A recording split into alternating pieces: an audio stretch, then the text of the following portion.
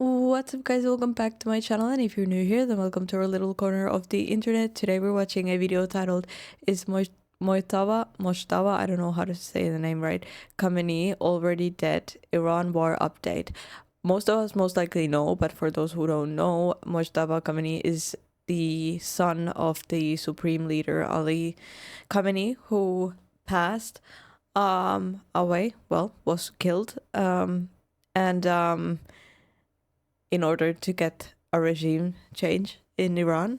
And after him in power came Mojtaba Khamenei, who's his son, who was even stricter, or is even stricter. I don't know if he's dead because I haven't watched the video.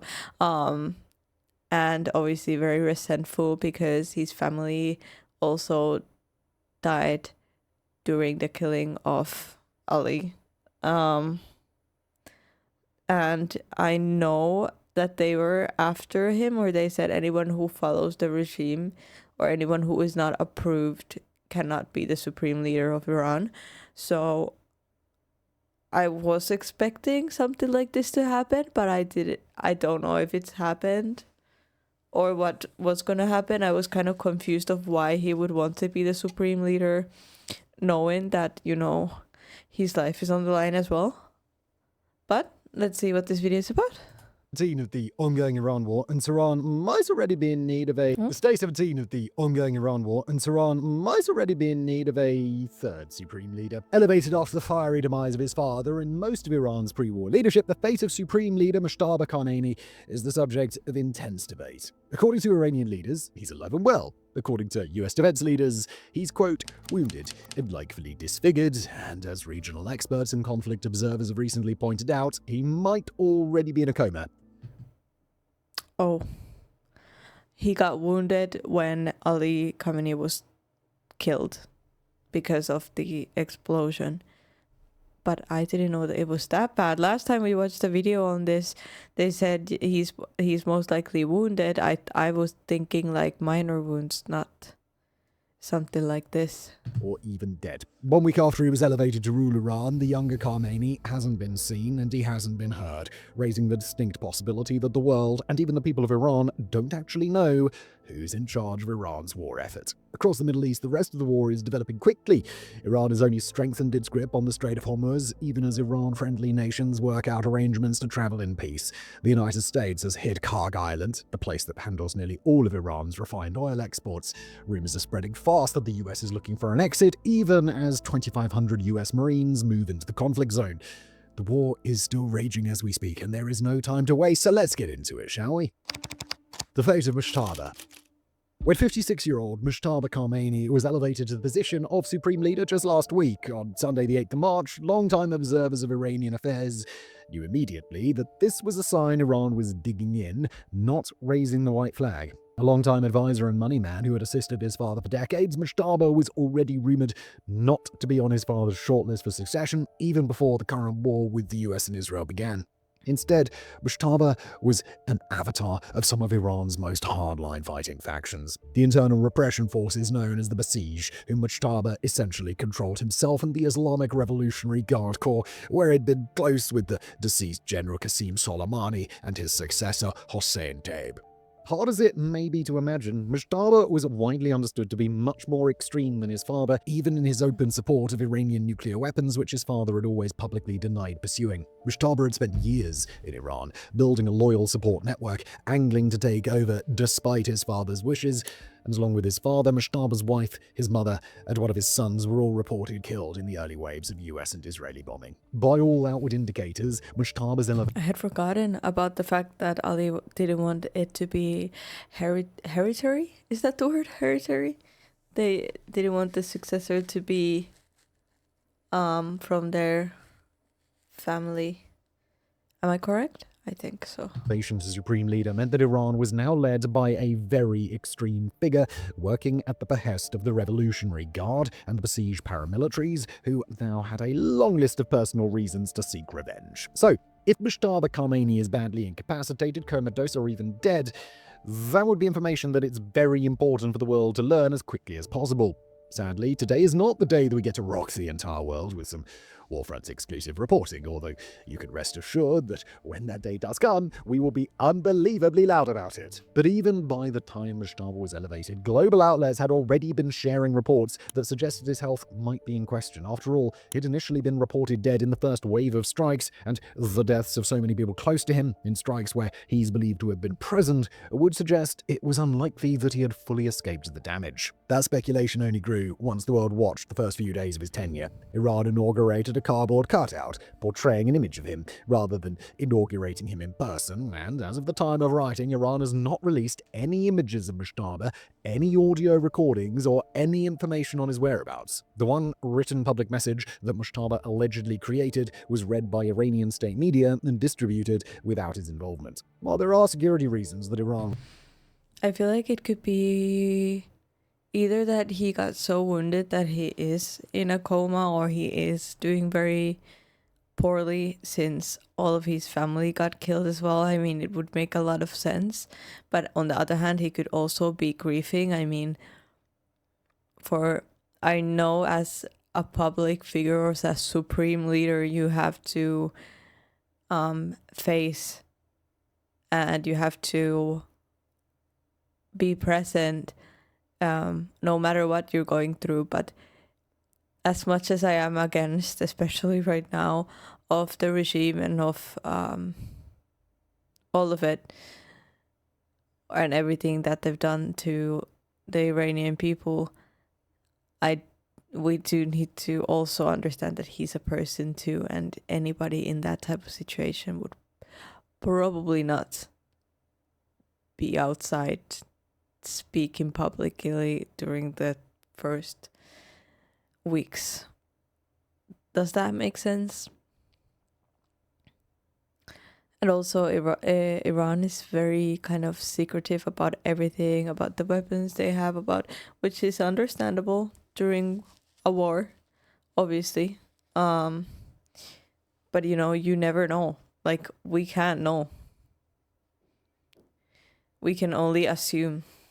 Would hesitate to reveal Mojtaba's position, opening him up to airstrikes by Israel or the US. That only partially explains the decision. After all, a few thousand kilometers away, Ukrainian President Volodymyr Zelensky has managed to release nightly video addresses, come and go from the country, and make regular public appearances, despite numerous Russian attempts on his life over the last 4 years. While Iran has admitted that Mojtaba sustained light injuries in the aerial bombardment, Iranian leaders have insisted that he's in charge of the nation, and given their ability to prove that he's alive and reasonably well, through even a basic audio recording, it is unusual that nothing more conclusive has been released. The speculation on Mojtaba's survival grew even more intense last week when US Secretary of Defense and Secretary of War Pete Hegseth claimed that, per US intelligence, quote, "We know the new so-called not-so-supreme leader is wounded and likely disfigured. Iran has plenty of cameras and plenty of voice recorders. He's scared, he's injured, he's on the run, and he lacks legitimacy." End quote. Claims from Israeli intelligence, as well as anonymous Iranian officials speaking to the global press, confirmed that Mojtaba is in significantly worse shape than the Iranian regime will acknowledge. Speaking to the New York Times, Iranian figures claimed that Mojtaba was, quote, "alert and sheltering at a highly secure location with limited communication, but had sustained injuries to his legs." Iranian opposition groups abroad claim that he's in a coma and has no idea that he's even been elevated to the post of supreme leader. Speaking to the press over the weekend, US President Donald Trump suggested of Mojtaba, quote, "I'm hearing he's not alive," while reports on Sunday from a Kuwaiti newspaper even suggested that he'd been flown to Moscow for emergency surgery, according to a, quote, high-ranking source close to the new Iranian supreme leader. All in all, we just don't have clarity on Mojtaba's status, at least not yet. But no, okay, most likely they've left the country as well if they are alive. I mean, judging by everything that I've heard from now, I wouldn't be surprised if they left to save themselves. But okay. We can observe a convergence of analysis from the US, Israel, purported Iranian insiders, Iranian opposition sources, and others on the outer bounds what's probably true here. While it's more likely than not that Mojtaba Khamenei is alive in some form, most accounts on his whereabouts and status have converged on the idea that he's in bad shape, isolated, and even if he is alert, he probably isn't the person calling the shots in Iran on a daily basis. That raises an extremely important question. If Mojtaba isn't calling the shots, then who is? Here, the answer may be a facet of the groups that helped elevate him to the leadership: the Revolutionary Guard, the besieged paramilitaries, and Iran's hardline factions. While less hardline Iranian figures like President Masoud Pezeshkian and National Security Leader Ali Larijani are responsible for a high share of the public statements and international dealings coming out of Iran right now, it's not clear that those leaders can exert direct control over the Iranian military. Iran has already shifted into a wartime strategy called mosaic defense, an approach that's meant to make the country more resilient to decapitation strikes and command and control destruction than it otherwise would be. In a mosaic defense, Iran essentially fractures into decentralized, individually controlled military units, each given control of certain regions, certain paramilitary allies, and certain warfighting assets. Those units have their broad instructions from the top, but after that, they're essentially on their own. On the one hand, that's helpful in ensuring that Iran's military can still function when people like the supreme leader are killed. But on the other hand, it's very difficult to rein those mosaic forces back in once they've been given the order to decentralize. Already, Iranian leaders have suggested that some of Iran's actions, like the pervasive strikes on Gulf energy infrastructure, may have been due to mosaic forces making their own decisions about how to handle the war.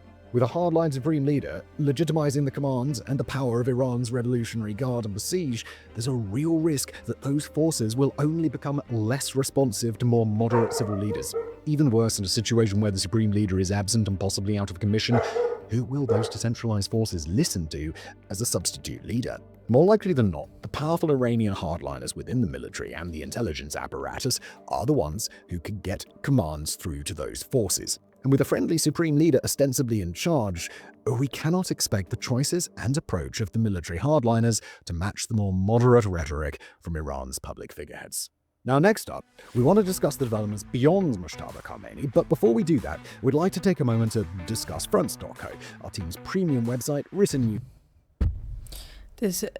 Simon does an incredible job of telling these news and then just jumping into adverts. I could never. Let's see. Where are we here? To the latest developments. Kharg, Hormuz, and the price of war. Elsewhere, the conflict has started rapidly converging around Kharg Island, Iran's single most important energy installation of any kind. At Kharg Island, Iran processes about 90% of all oil exports, with that oil making up a very high share of Iran's overall income. Destroy Kharg Island, and the US and Israel would destroy the Iranian economy. That's not what happened on Friday, however, when the United States bombed over 90 Iranian military targets on the island, according to US CENTCOM, but left the island's oil infrastructure intact. Per CENTCOM, the US destroyed missile storage sites and stockpiles of sea mines, among other targets, while Iran confirmed that all oil infrastructure had been spared. Earlier that day, Donald Trump had threatened to bomb the island's oil infrastructure directly unless Iran ended its attacks on ships in the Strait of Hormuz, but those attacks have only continued as of the time of writing. Also quoting Trump discussing Kharg Island in a Saturday. Really? Is that because they're so sure that they're not going to damage the oil what is it called? But you guys know what I mean. Is that because they know for sure they're not going to do anything, so they're just like whatever? Or because that's crazy. Interview, we may hit it a few more times, just for fun. End quote. What a world we live in, right? But even though... What? That's... okay. Just for fun. End quote.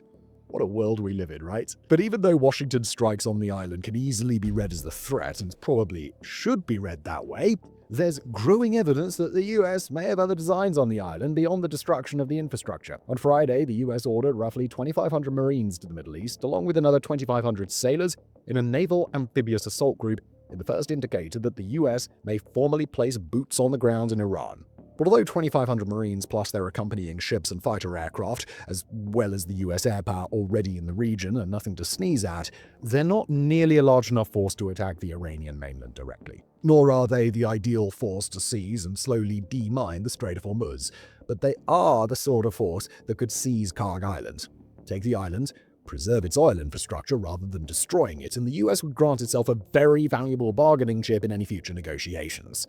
American leaders haven't yet acknowledged that their objective is an island seizure, but the decision to move this particular Marine unit would suggest that whatever they're going to do, Washington considers it to be very important. The unit in question is the 31st Marine Expeditionary Unit. I mean, I can't lie, but that totally makes sense. I mean,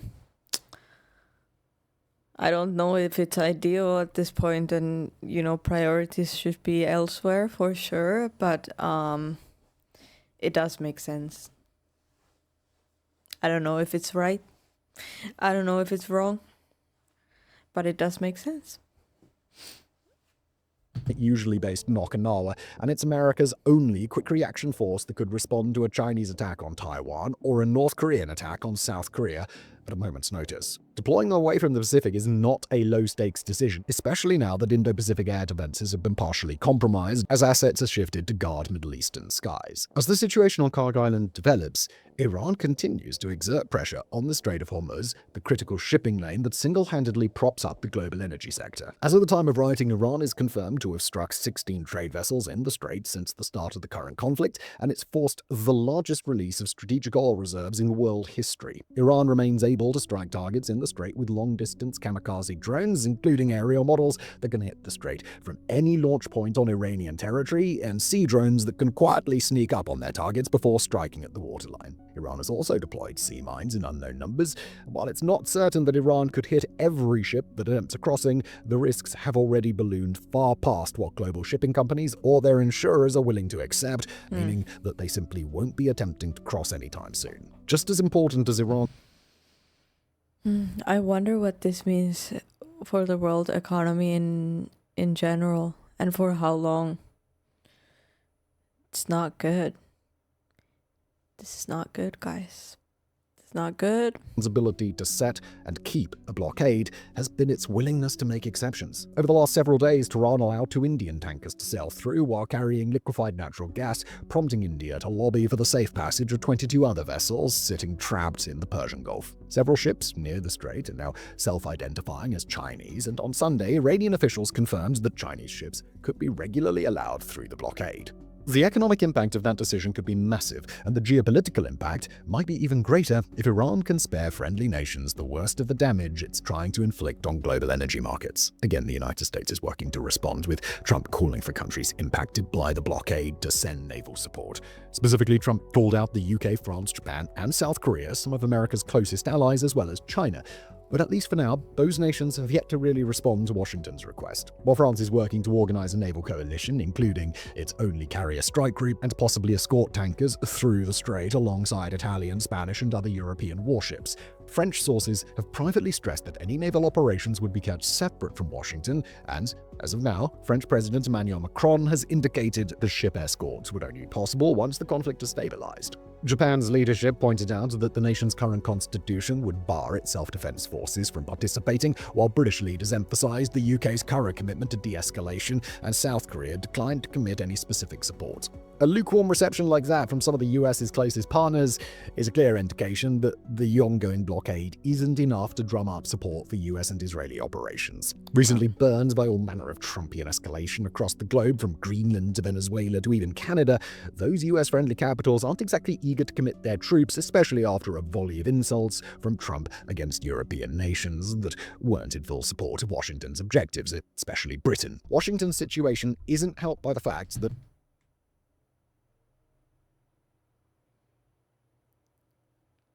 I don't know how I feel about that now. After the information that I've consumed today, I don't know how I feel about that now. I do understand, but I don't think this should be a personal thing at this moment. Like, it shouldn't be because, I know it's not only because Trump talked badly, but it shouldn't be a personal thing at this point. You know, it's a question of what's right and what's wrong, more so than anything. Um, I don't know. But yeah, okay. I don't know. I'm processing this in my head while I'm talking, so that's why I'm like very, very slow. But I think my mindset has shifted a little bit when after getting more information. At least publicly, it's not clear what the plan would be to control and secure the strait. While the incoming unit of US Marines would go a long way in securing Iran's outlying islands, locking down the strait itself would almost certainly require a larger troop presence. Those troops would have to secure significant sections of the Iranian coastline and then defend that coastline against Iran's hundreds of thousands of ground troops and paramilitaries while working to intercept incoming aerial drones and prevent the launch of sea drones and manned fast boats. On the water, meanwhile, experts estimate that a naval coalition might need 1 or even 2 warships to escort every tanker that crosses the strait, or a pack of a dozen warships to escort convoys, according to the Wall Street Journal. As of now, the US is not known to be considering troop deployments on that scale, even as Trump has already pledged to reopen the strait. And without great commitments or more concrete plans from the US, European and Indo-Pacific partner nations would risk tying themselves to an incomplete or insufficient intervention. And again, that's if those partner nations were inclined to take part under any circumstance. So on the 17th day of the Iran war, the situation is uncertain on both sides. The fate of Mojtaba Khamenei is the subject of ongoing debate, and Iran may lack the ability to constrain its decentralized fighting units, especially if Mojtaba is out of the picture. But even as US and Israeli air power continues to dominate tactical exchanges, that air power is not enough to break the blockade of the Strait of Hormuz. Perhaps a seizure of Kharg Island could turn the tides, or perhaps it can't. Either way, we'll return soon to discuss what comes next. And as always, thank you for watching. I already forgot that the video was about if Mojtaba Khamenei was dead. It went so far, from only that. Which to that, all I have to say is I doubt it.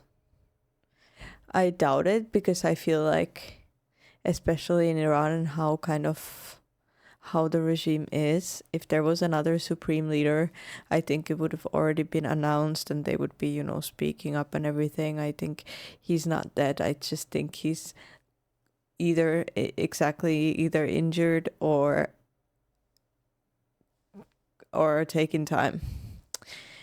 But yeah, I would love to hear your thoughts in the comments below, guys. Be respectful, be kind, and